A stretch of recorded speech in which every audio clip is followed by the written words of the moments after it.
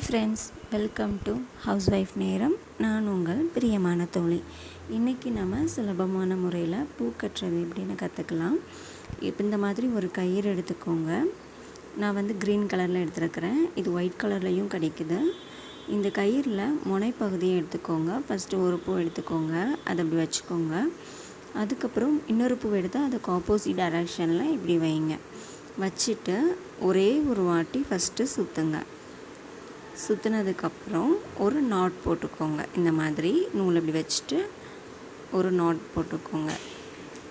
இப்போது நம்ம ஒரே ஒரு இதுதான் கட்டியிருக்கிறோம்.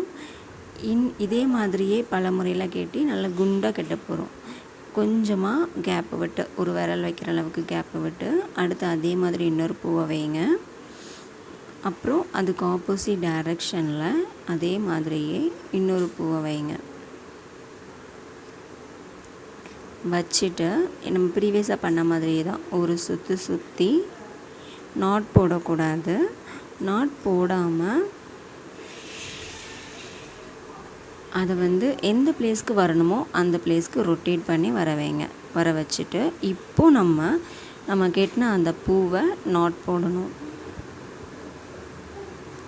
இப்போ உங்களுக்கு பார்த்திங்கன்னா க்ராஸாக கூட்டல் சைனில் இருக்குது.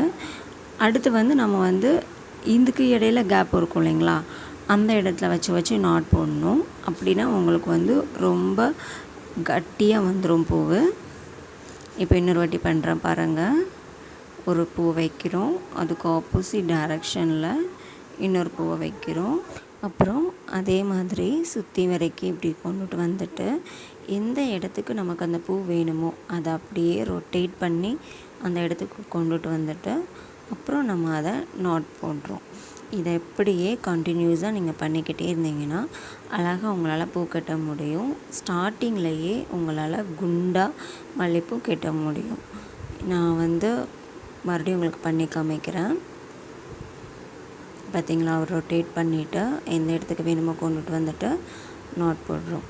நீங்கள் இதை ட்ரை பண்ணி பாருங்கள் ஃப்ரெண்ட்ஸ். கண்டிப்பாக உங்களால் ஈஸியாகவே பூ கட்ட முடியும். கண்டிப்பாக ட்ரை பண்ணி பார்த்துட்டு எனக்கு கமெண்ட் பண்ணுங்கள்.